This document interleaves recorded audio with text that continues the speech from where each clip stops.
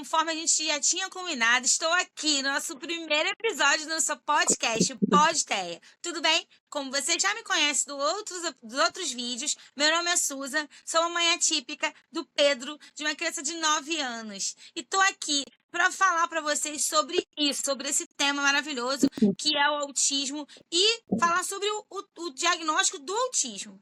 Estou aqui com a nossa querida e convidada especial, a Tayane, professora, psicóloga e analista junguiana. Tudo bem, Tayane?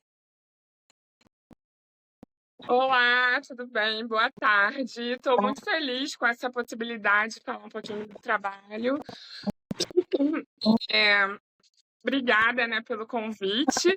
E eu trabalho com pessoas neurodivergentes tem por volta de 10 anos, né? Então acho que a gente vai ter bastante coisa para conversar. Que legal! Nossa, que maravilhoso.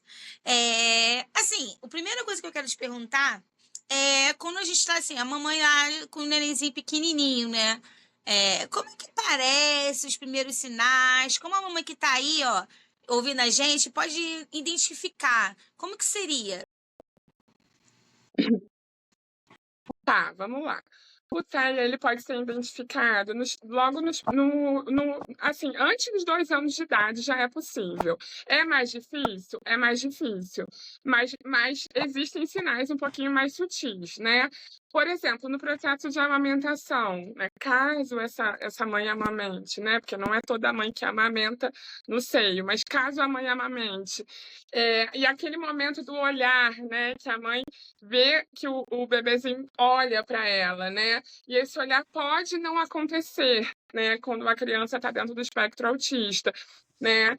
Mas assim, com a atenção de que pode não acontecer, mas pode acontecer e mesmo assim a criança ser autista, certo? E a coisa do não atender o próprio nome, porque o bebê, né, à medida que ele vai crescendo um pouquinho, mesmo antes de 1 ano de idade, né, ele começa a perceber um pouco mais o nome dele, pai, mãe, aí ele já olha, né, aquele processo de reconhecimento do que está à sua volta, né, quando ele está ali pertinho de 1 ano de idade. E a criança que pode estar dentro do espectro autista, ela não chamou, né, falou o nome dela, ela não olha, né, ela não muda o semblante. O pai e a mãe parece que não percebe tanto, né, as pessoas que estão à sua volta, ou pelo menos não demonstra isso através do movimento do corpinho, do rosto, até mesmo do olhar, né?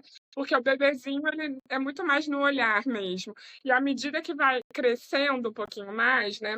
Vamos botar assim, a partir dos 2 anos de idade, que já começa o processo de exploração que está no meio, aí é a idade que é ideal para diagnosticar, né? A partir dos 2 anos de idade, porque é uma idade onde a criança já começa a falar, né? Ela já pode falar por volta de umas 50 palavras, né? Que é o que é esperado. Mas a criança, né, que pode estar ali apresentando um sinal do espectro autista, ela pode ter um pequeno atraso na fala, ela pode não ter um atraso na fala, né? Ou ela pode ter um atraso grande na fala, ela não falar nada ainda, né? A partir dos 2 anos de idade. O interesse pelos brinquedos ser muito repetitivo, vamos chamar assim, né? Um carrinho, por exemplo, ao invés de ela brincar com um carrinho todo, ela brinca com a rodinha só, né? Enfileirar coisas, empilhar, né? Isso a partir dos 2 anos de idade já começa aparecendo, e aí a parte da coordenação motora também, né? Do corpinho, como às vezes, né? Até antes mesmo dos 2 anos, entre ali 1 e 2 anos, né? A coisa do engatinhar não acontece, pode não acontecer, né? Deixando bem claro isso. O desenvolvimento humano, né, ele não tem uma cartilha certa, né? Tem marcos esperados, mas as coisas vão acontecendo de forma diferente para cada criança, estando no espectro ou não. Foi muito interessante você falar, porque aconteceu muitas das coisas que você falou comigo. O Pedro, a gente começou a perceber que ele tinha alguma coisinha que a gente não sabia o que era no desenho. Porque ele com, tipo, de Sim, 10 para 11 meses, assim, a gente botava ele na frente da televisão para ver desenho, que toda mãe faz isso, né? Bota a criança lá para poder lavar a louça. E aí ele não interagia. Eu botava sim, Peppa, na época tinha uns bonequinhos que ficava cantando. Ele também não interagia, ele não ria, ele não brincava. E tinha essa coisa do nome também, né? Que a gente chama, Pedro, e aí não olhava, mas ele sabia qual era o nome dele. Quando ele começou a brincar em pé, né? Já crescidinho, já com 1 ano e 8 meses, ele gostava muito de empilhar as coisas. Tanto que tem até uma foto minha, vou até botar aqui para sim. vocês verem. Tem uma foto que eu botei no Instagram e eu já estava em período de investigação, já estava com psicóloga e tal. E eu botei no Instagram e teve 2 pessoas que falaram assim comigo: Olha, Suzy, dá uma olhada, não sei. Aí eu, tá bom, já sei. Já tô percebendo. Porque ele fez assim, ele botou. Ele ganhou na época uns brinquedos de. Aqueles Legos de montar, mas não é Lego, é blocos grandes, sabe? E aí ele fez uma pilha com os blocos Sim, grandes, sei. enormes, assim, do tamanho dele, e botou um carrinho bem em cima da pilha. Aí, tipo assim, não é uma forma Aham. habitual de brincar. O carrinho não vai andar, né, em cima da torre, né? E, e ele gosta até Sim, hoje, tá? sim. Até hoje ele gosta de brinquedo de montar. Até hoje ele tem essa preferência. Lego, brinquedo, esses blocões, assim. Até hoje. Isso é bem interessante. Sim. E aí é importante você falar isso também, porque se a gente não conversa sobre os sinais, um pai ou uma mãe que não conhece pode achar normal uma criança de 2 anos empilhar um bloco e botar um carrinho em cima. Qual é o problema, né? É muito sutil se você não tem o conhecimento mesmo, entendeu? De que o brinquedo, em tal idade, a criança já começa a dar um pouco mais de função ao brinquedo, entendeu? 2 anos ainda é um processo muito exploratório mesmo, né? Mas já dá para perceber Ele ficava algumas olhando, como você falou da diferenças. rodinha, ele deitava no chão e ficava olhando a rodinha qualquer brinquedo que tivesse roda. Uma vez ele quis deitar no chão para ver sabe aquele carrinho do shopping que você entra para brincar? Pra você andar? Ele queria ver a rodinha Sim, do sim. brinquedo, né? Tipo assim, vai brincar com o carrinho, mas vai brincar com a rodinha. Aí você falou da rodinha, eu lembrei também. É, Aham, sim, são sinais, né, muito sim, sutis, e nem toda criança vai ter igual, né? Então a gente tem que dizer isso, né? Que nem sim, todos vão ter os mesmos sinais, né, um dos outros, né? com certeza, com certeza. E você acha assim, qual idade que geralmente costuma aparecer mais evidente, talvez? Porque eu acho que isso vai muito da percepção também, né? Porque essa questão do desenho que eu falei, poderia ter passado despercebido para mim. Mas eu levei ele para fazer teste de ouvido, de audição. Eu falei, será que ele tem algum problema de audição? Será que ele tem um problema de visão? Eu levei para É fazer bem teste comum. eu pedi pro pediatra, pedi teste de audição e teste de visão. Então, assim, isso podia ter passado despercebido, mas eu falei, não é Sim. possível, não é possível. Eu falei, não, gente, tem algo aqui que então, qual a idade que você acha que a gente pode ter mais se apresentar mais esses sinais? É bem comum isso que você falou da família confundir que possa ter algum problema de audição, né? Assim, a partir dos 2 anos já dá para perceber, né? Dependendo, claro, porque o autismo ele tem níveis de suporte. Então, se a criança talvez no nível de suporte 1, às vezes com 2 anos de idade ainda não vai ser fácil de perceber, entendeu? Aí você vai percebendo ao longo desse crescimento.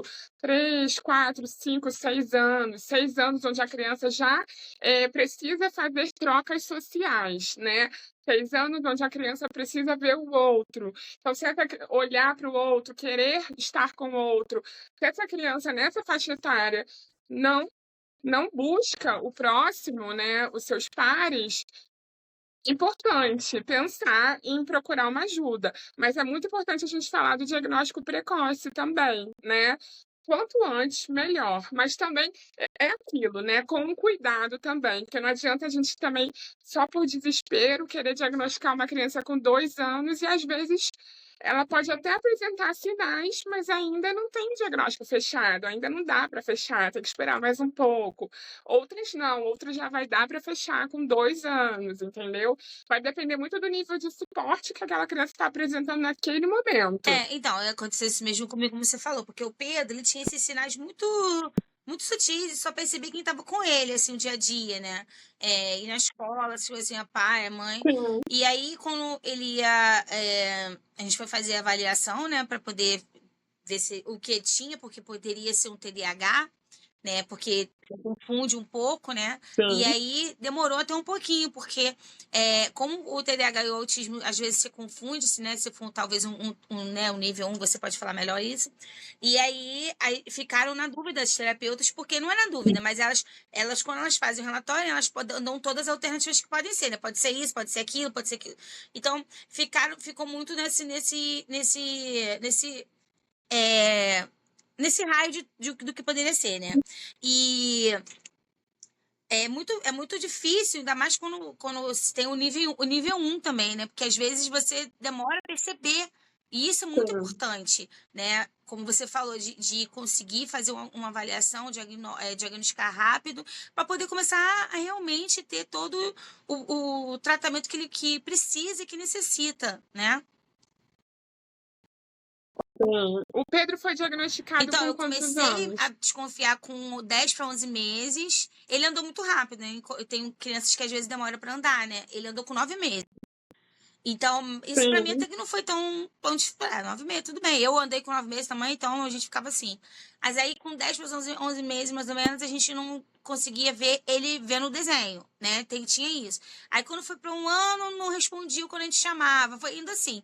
Aí, quando foi com um ano e meio, eu me levei numa psicóloga. E a psicóloga chegou a ficar com ele 6 meses. E no final ela falou: olha, ele é muito novo, tem que esperar desenvolver, não dá ainda para dizer nada, mas eu acho que não tem, mas tem que esperar, porque ele está numa fase ainda é, de amadurecimento. Aí eu falei, então vamos esperar. Sim. Vamos esperar. Aí entrou pandemia, começou a voltar para a escola. Na escola que a gente começou a ter um pouquinho mais de noção do que poderia realmente ter, por conta de algumas coisas que a escola relatava pra gente. Mas o diagnóstico dele mesmo veio com 4 anos. Aí veio com nível 1 de suporte e atualmente ele tá com nível 2. Uhum.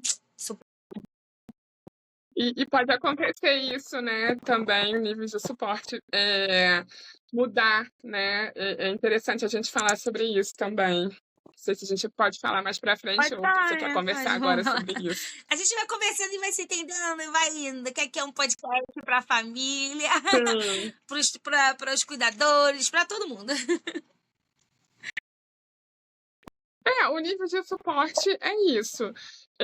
Não, ele não cristalizado, então ele pode ser né? Na verdade, é nível 1, 2 e 3. Nível com menos suporte, nível 1, médio suporte, mais suporte, né? Ele pode mudar porque o desenvolvimento daquela criança pode mudar, né? Pode melhorar no sentido dela ter menos prejuízos ligados ao espectro autista. Então, às vezes, uma criança de nível 2 passar para um nível 1. Também pode uma criança, no momento mais difícil, na adolescência, é um momento, a pré-adolescência, por exemplo, é um momento bastante difícil para a criança do espectro autista, de forma geral, né?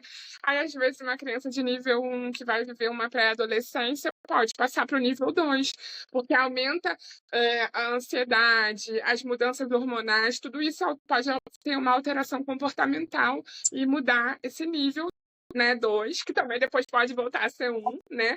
Mas é claro que não é assim, de uma hora para outra, né? Uma hora é 1, outra hora é 2, aí voltou, não, né? Toda uma avaliação profissional para Aí você está falando sobre, entender isso melhor.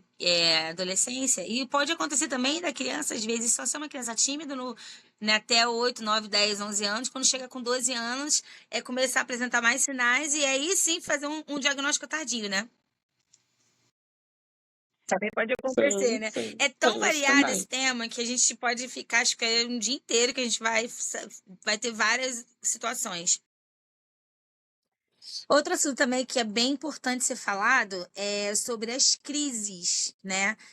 Isso é muito chato para muita mãe, para muito pai, para muito cuidador, para quem, né, tá sempre aí com as crianças, com os adolescentes autistas, que são as crises. E isso gera um desconforto.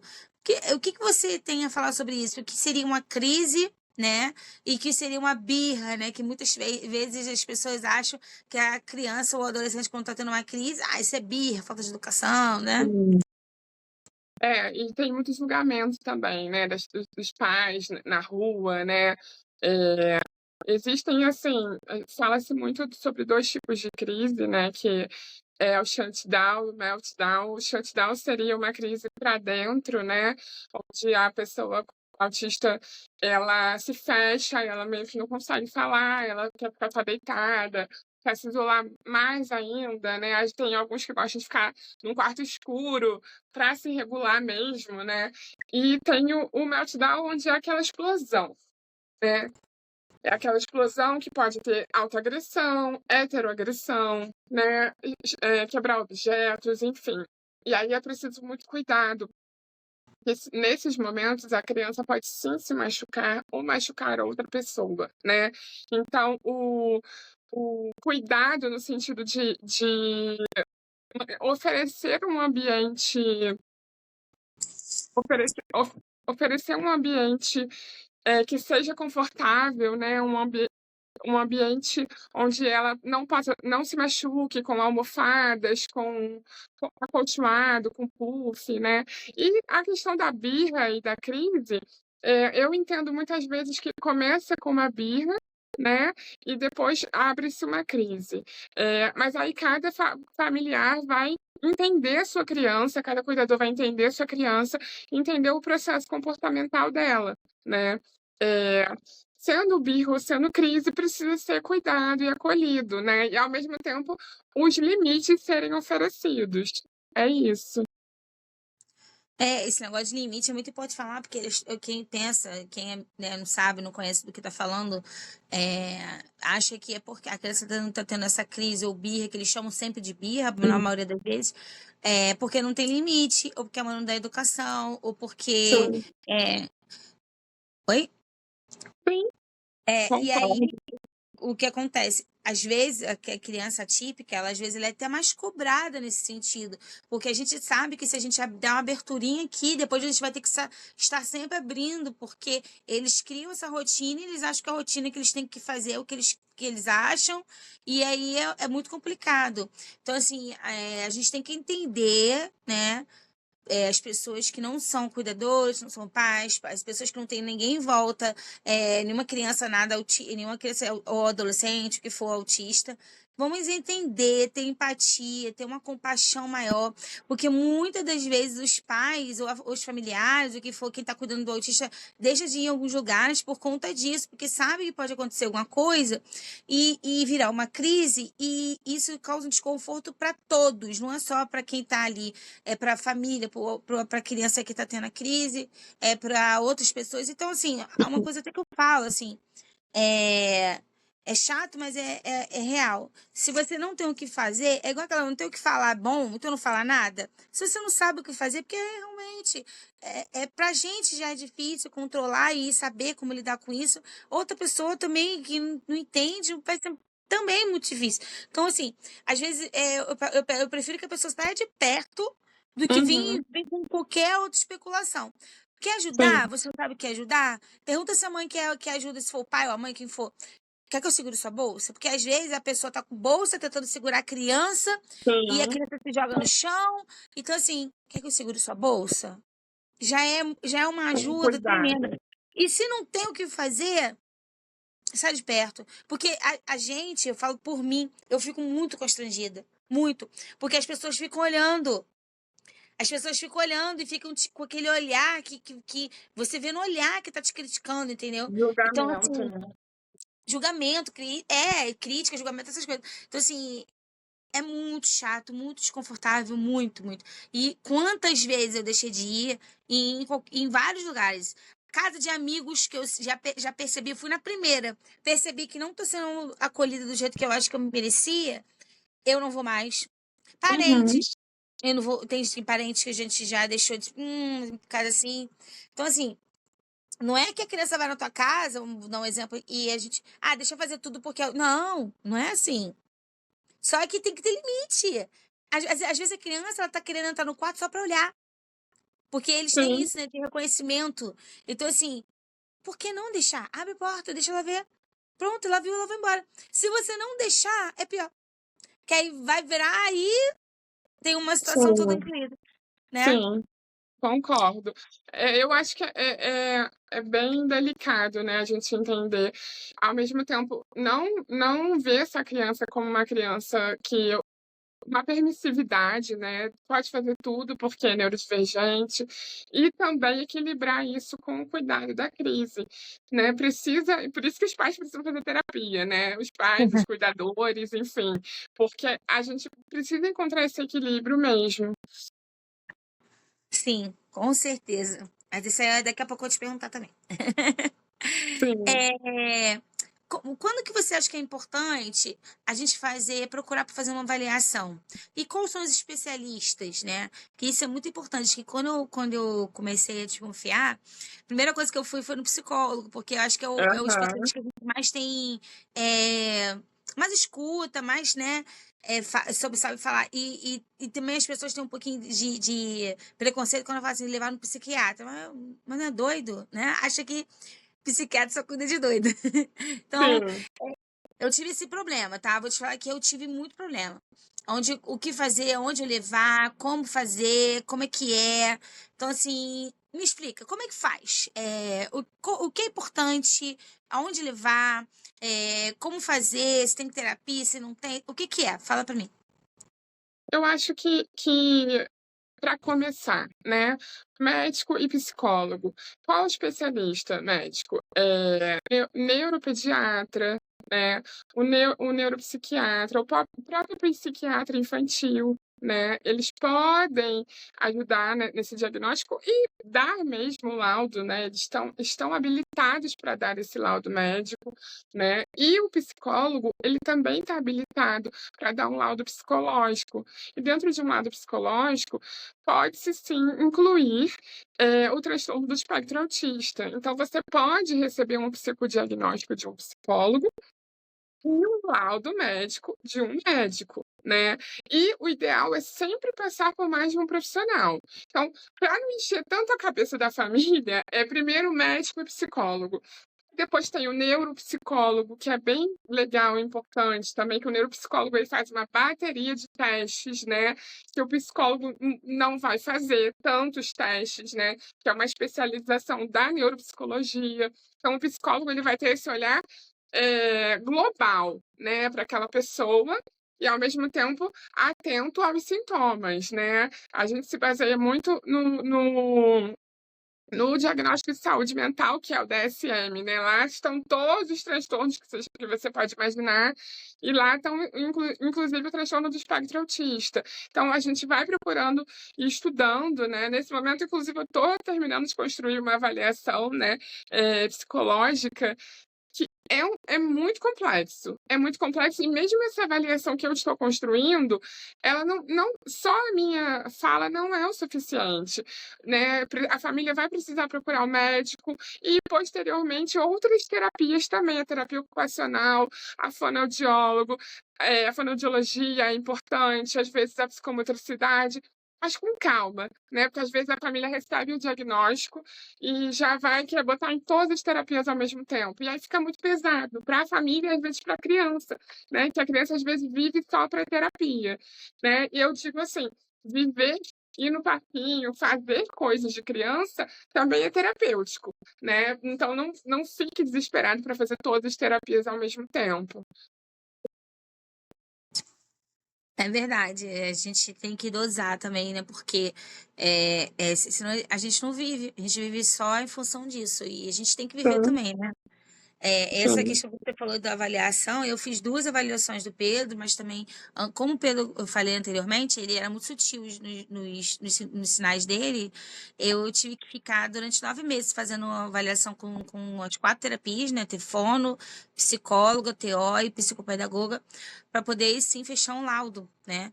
E mesmo assim, o laudo já foi mudado, né? Como a gente estava falando, né? Que de nível 1 já passou para nível 2. Então, assim.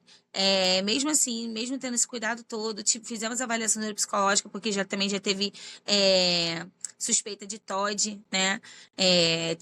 De TOD e TDAH. No começo, falava que ele tinha autismo com TDAH. E aí agora já se fala que ele não tem autismo com TDAH. Ele tem só o autismo, os sintomas que ele tem, a sintomologia do que ele tem de TDAH é dentro do autismo, né? Uhum. E agora, há um tempo atrás, veio com a suspeita de TOD, né? E TOD também é bem complicado de se analisar, né? Mas já fizemos 2 avaliações neuropsicológicas e nenhuma das 2 deu como TOD. Essa tem uma outra questão que a gente não está dentro do autismo, mas uma questão que também se confunde muito, né? Sim, sim. As comorbidades são muito comuns, né, no transtorno do espectro autista, e aí não é só o TDAH e o TOD que são comuns como comorbidade, né, às vezes até o próprio transtorno de ansiedade generalizada, a depressão, né, principalmente em adolescentes e adultos autistas, né.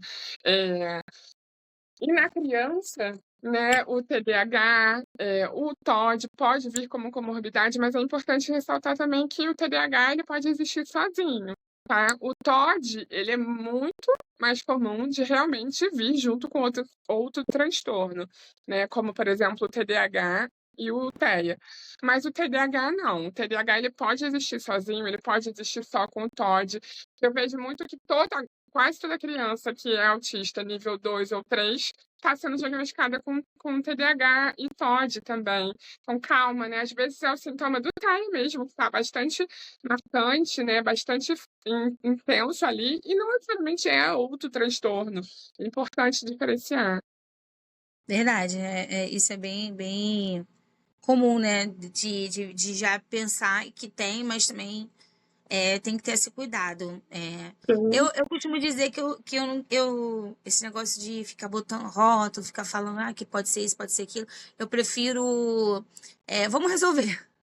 sim. É, independente do que ele tenha, o que que eu tenho que fazer para melhorar a qualidade de vida dele, né? Porque é isso que a gente pensa, né? Melhorar a qualidade de vida só, né? Que é o Uhum. melhor.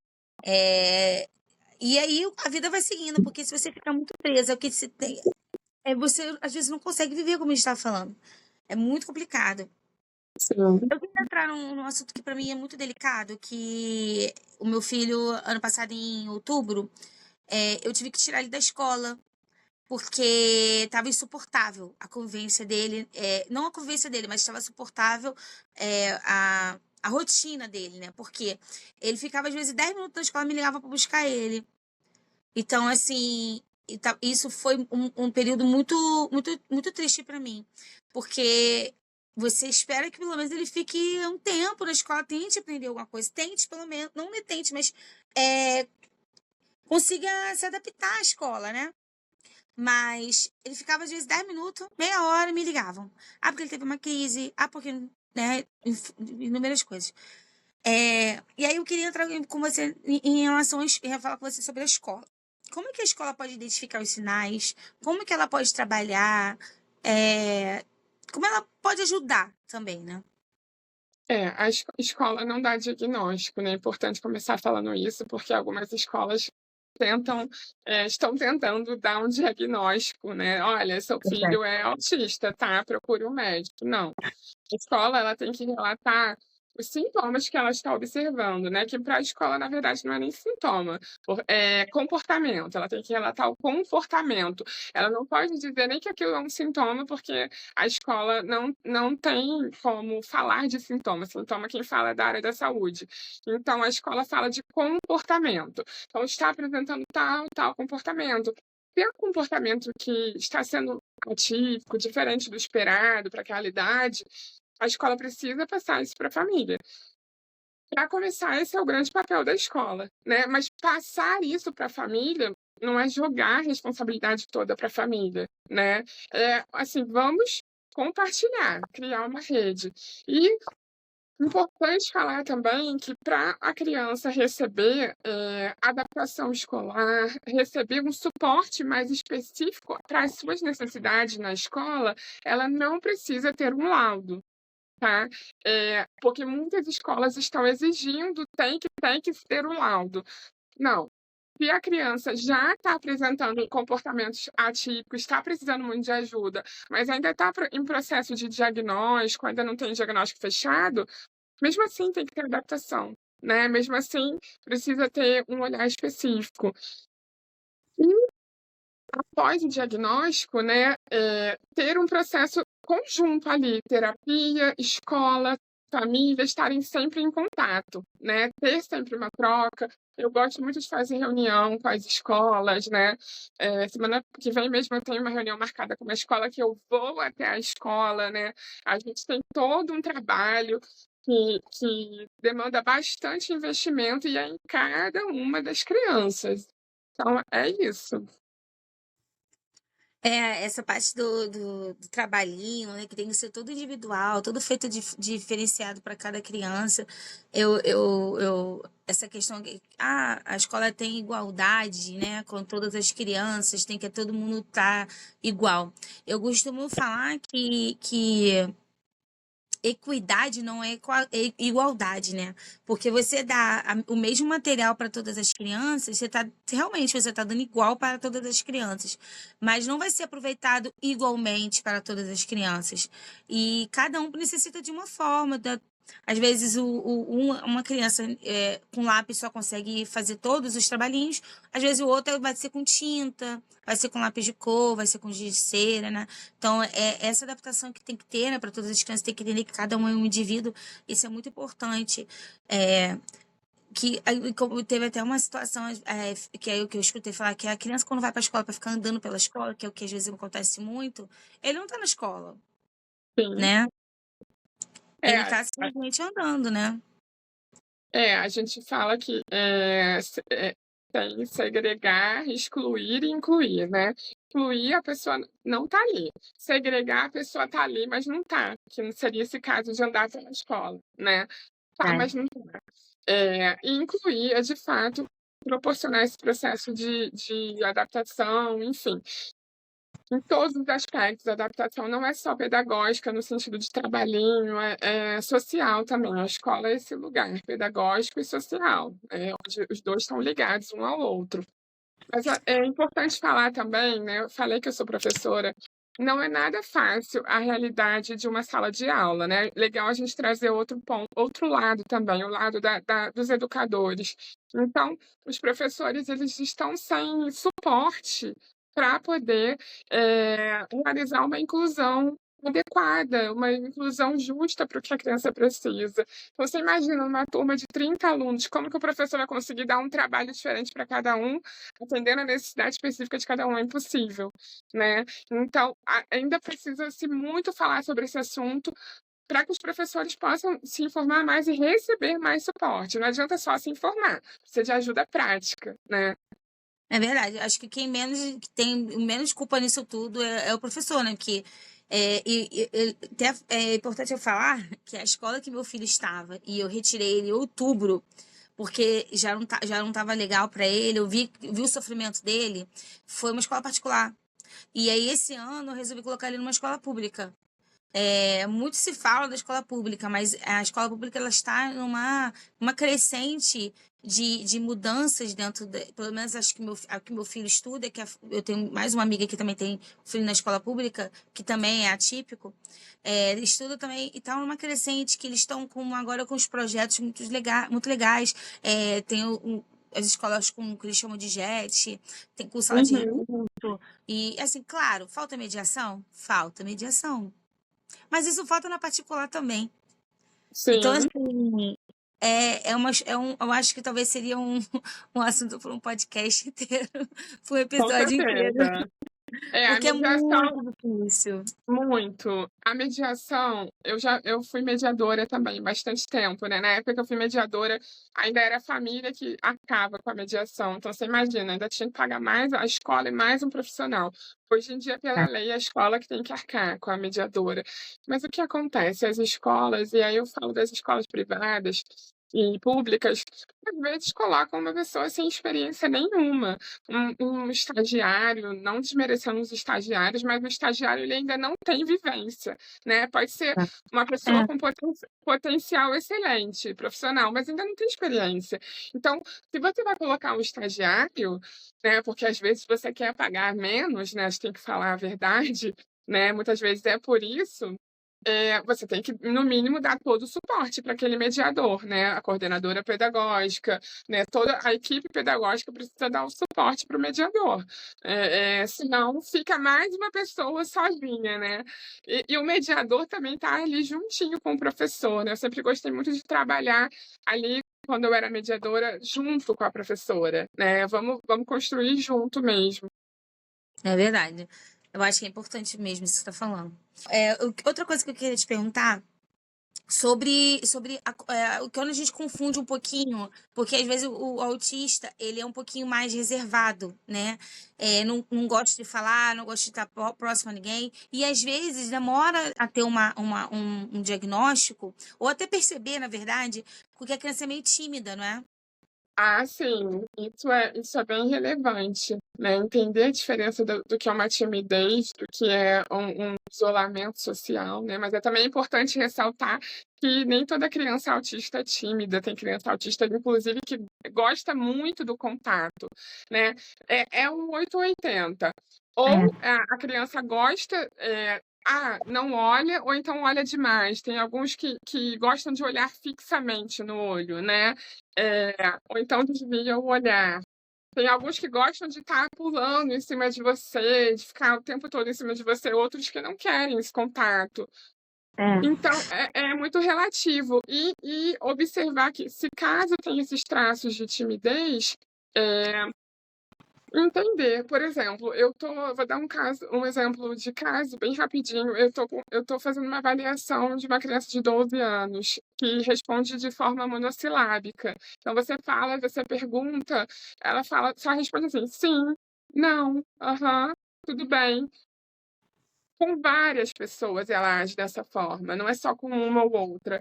Então, isso é recorrente desde a infância. Será que é só uma timidez? Né? Então, a gente precisa ter esse olhar no sentido de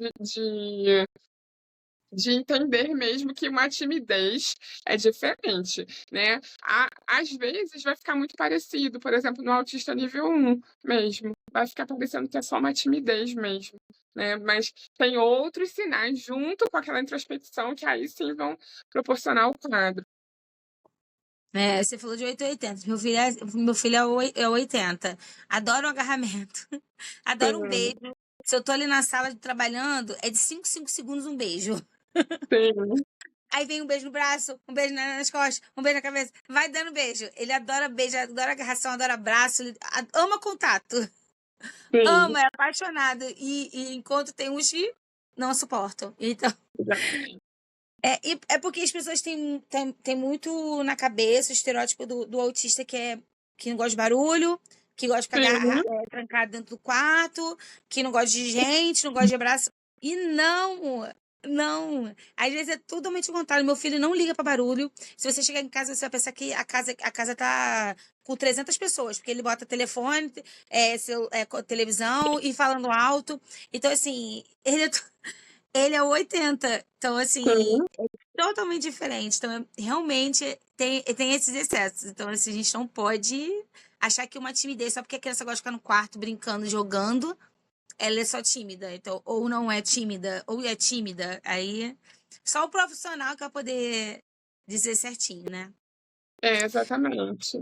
É. E é importante ressaltar também que essa sensibilidade que você falou do barulho, nem sempre ocorre, como você disse, muitas vezes a pessoa autista, ela gosta muito de determinado barulho específico, ela quer produzir determinado barulho, né, então ela gosta de ouvir aquele barulho de forma repetitiva, então é uma hiper e uma hipossensibilidade, entendeu?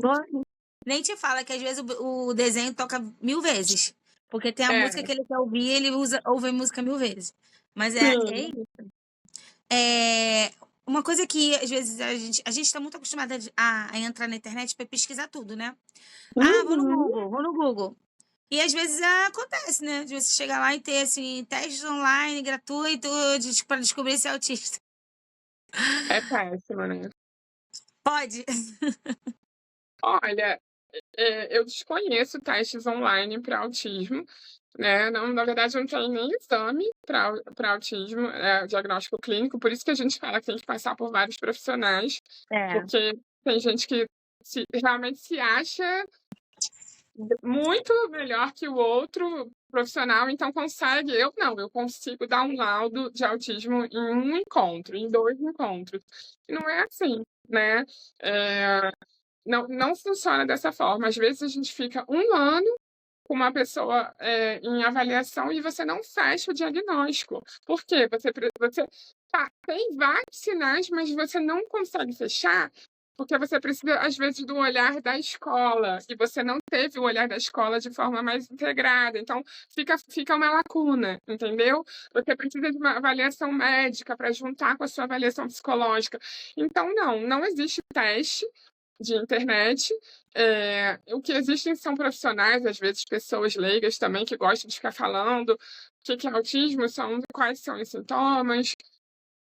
Isso, por um lado, tem um lado bom que dissemina a informação, mas eu acho que atualmente tem tido mais lado ruim do que bom, porque as pessoas realmente estão se autodiagnosticando por eu reconheci tal sintoma, então eu sou autista, né? Enquanto a gente tem todo um trabalho para poder construir um diagnóstico.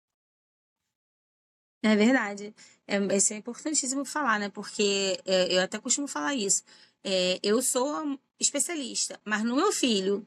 Sim, E cada mãe, eu acho que vai ser especialista no seu filho, sabe lidar com ele, sabe falar todos os sinais, todos os sintomas que ele já teve, tudo. E é isso, eu sou especialista no meu filho, por isso que eu tô aqui como especialista. A gente pode conversar, por obrigada. exemplo. A gente vai ter bate-papo com mães também atípicas, né? E assim, é uma troca, vai ser uma troca. Para poder uma outra mãe talvez se identificar e se entender. Ih, peraí, será que meu filho também faz isso, faz aquilo? Vou procurar. Aí a gente vai lá, procura um médico, procura um psicólogo, procura um neurologista, psiquiatra, o que for. Comece. Não espere, não fique na dúvida, porque a dúvida é pior, né? Você ficar só protelando é pior. Eu já ouvi casos das pessoas falarem assim: ah, daqui a pouco passa. Não, não vai passar assim. Ou então, eu já vi uma pessoa que falou: Deus cura. Gente, É, Deus cura. Mas se você também não correr atrás para poder ajudar, porque o que a gente pede, a gente quer, na verdade, nenhuma terapia, nenhum médico, nenhum remédio vai fazer curar o seu filho autista. Não vai. sim, Ele vai melhorar a qualidade de vida dele.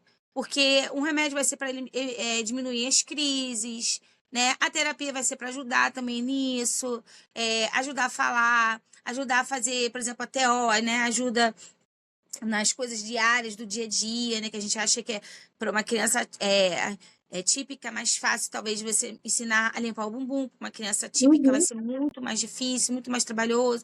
Então, ajuda para isso, mas não vai curar. Não vai. Vai ajudar, exatamente. É né? porque Então, a gente tem não que é ter cuidado doença, mesmo. né? Não é doença, então, eu costumo dizer que é uma condição, né? Então, condição não se cura. A gente a ensina o sujeito a se adaptar e também se adapta ao sujeito, é uma via de mão dupla. Qualidade. Às vezes eu brinco até assim, quando eu boto meu filho em qualquer atividade, eu falo assim, por exemplo, botei na natação. Eu falei, gente, eu não quero que ele vire um nadador profissional para ir para a Olimpíada. Eu quero que ele simplesmente caia na piscina e saiba nadar. E não se Aham. afogue. Aí as pessoas ficam me olhando assim, porque eu sou dessas. Eu sou. não sou romântica. Ah, botei. Aham. Ele tá numa ginástica que é dentro de um clubezinho que é ginástica olímpica que eles dão. Mas só que eles fazem como se fosse uma funcional com ele. A subir na trave, a andar na trave, a pular, porque o Pedro ele subia a escada de lado, ele não subia a escada levantando o pezinho assim, ele não pulava, ele não sabia pular com os dois pés, ele tinha problema com equilíbrio. Então, assim, eu quero só que Uhum. ele aprenda, eu não quero que ele vire um ginasta. Eu quero que ele aprenda Sim, essas coisas que ali teve uma facilidade para ajudar ele. Então é isso, a gente tem que correr atrás para a qualidade de vida deles. É só isso. E mais com nada. certeza, A com gente, certeza. a gente tá falando muito deles, a gente vai falar agora dos papais, das mamães, dos cuidadores, dos avós, que tem muito avô aí que cuida dos filhos dos filhos, né? E que são autistas, né? Tem até uma senhora lá na laterapia onde o Pedro faz, que é a vovozinha que cuida dele. Coisa mais linda que ele é. O que você teria a falar para os pais que acabaram de receber o diagnóstico? Então, primeiro calma, né, e calma e busque também a sua terapia. Busque a terapia da criança junto com a sua terapia, junto que eu digo concomitante, né, porque você também vai precisar desse cuidado. E os familiares negligenciam muito esse autocuidado, porque, oferecer tudo de melhor para aquela pessoa, né, a pessoa, autista. Então mas sem entender que se você também não cuida da sua saúde mental, você também vai afetar, mesmo que indiretamente, às vezes diretamente, claro que não é proposital, mas você vai afetar o seu filho, né, vai afetar a sua criança e às vezes até aumentar o comportamento, eh, do autismo mesmo, né, deixar, salientar mais esse comportamento. Então calma, é isso, calma.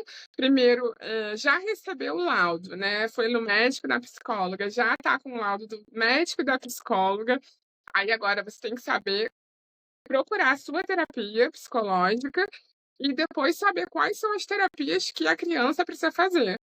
É TO, como você falou? Então vamos para TO. É psicopedagogia? É uma criança que tem déficit cognitivo, que muitas vezes vem junto com autismo, déficit cognitivo, ou seja, a criança na idade escolar não vai saber ainda ler e escrever, 6, 7 anos, ainda não está escrevendo, ainda está aprendendo a letra, né? O que uma criança de 7 anos já está escrevendo e lendo alguma coisa, é o esperado.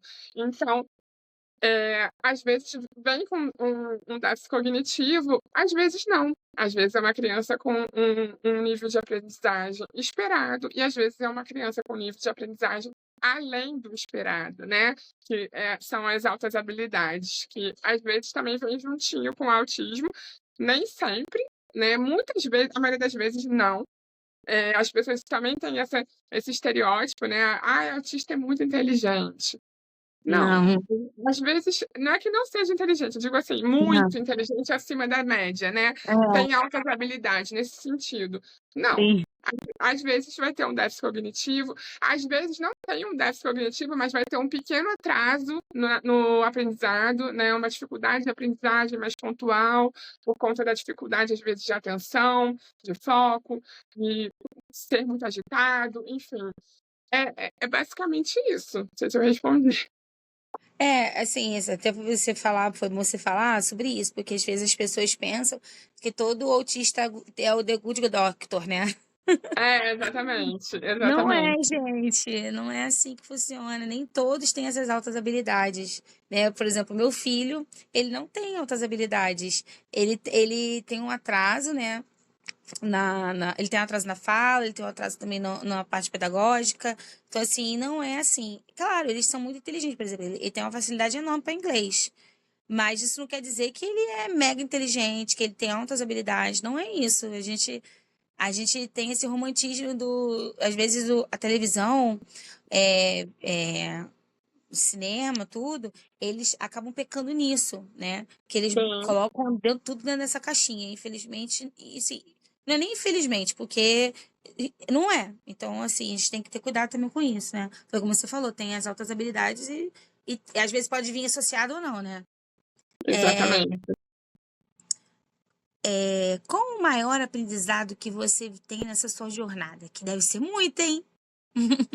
É, então, eu costumo dizer, né, outro dia até escrevi sobre isso, né, que eu gosto muito de escrever, eu costumo dizer que o autismo ele dói, e ele não dói só para quem é autista, ele dói para quem está convivendo ali diariamente, dói com viver o autismo, né, viver com o autismo e viver o autismo, porque viver o autismo é quem vive junto, e viver com o autismo é quem é autista, né.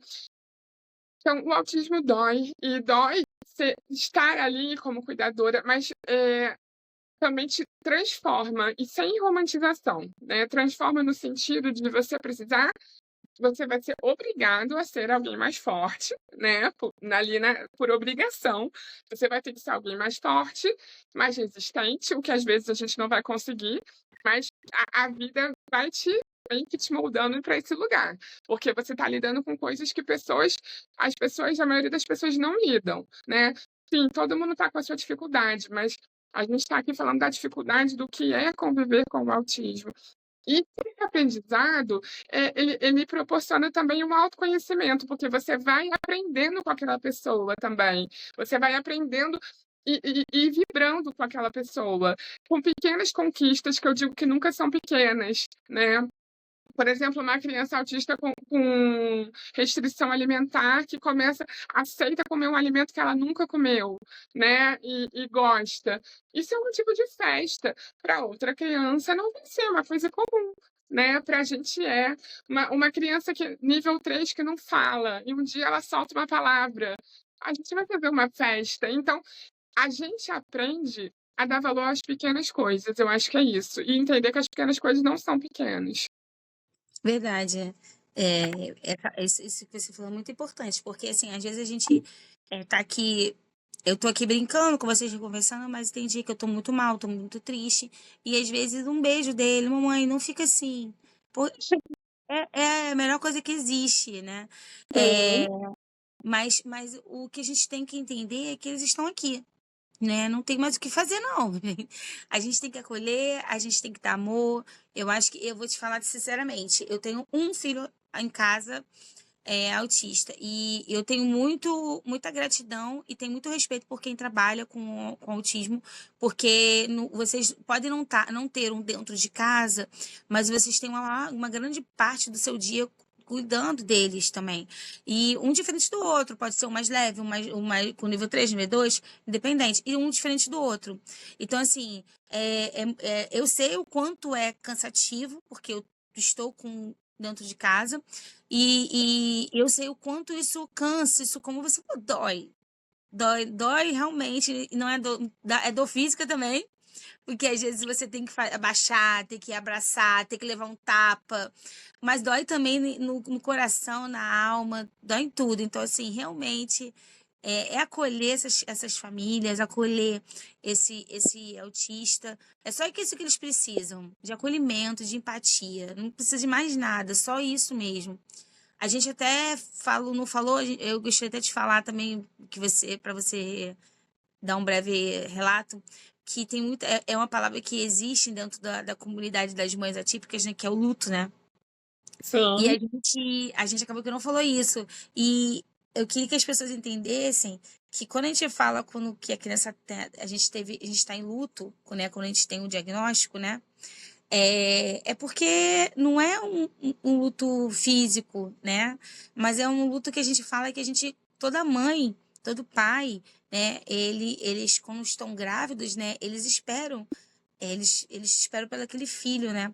E aí, quando a gente tem um diagnóstico fechado do luto, desculpa, do autismo, a gente fala que a gente entra em luto porque aquela idealização que a gente teve não existe mais, não pode existir, porque a gente vive um dia de cada dia de vez, como você falou, um momento de cada vez, e qualquer coisinha minúscula que eles progridem pra gente é maravilhoso, né? sim. É o que você falou mesmo. O luto, ele é subjetivo e simbólico. Então ele é o luto pelo filho que não veio, que era o filho esperado, né. Isso ensina também a família as pessoas aprenderem a lidar com as próprias expectativas, né, porque a expectativa é sua, você precisa lidar com ela. Aquela criança, ela não é obrigada a atender às suas expectativas, né. Então, isso a gente aprende na terapia também. E se você se abre para aquela pessoa, você vai ver que outras coisas que você nem esperava, aquela pessoa pode te oferecer. Talvez ela não consiga te oferecer ainda aquilo que você esperou, né. "Ah, meu filho com 6 anos de idade vai estar lendo e escrevendo tudo".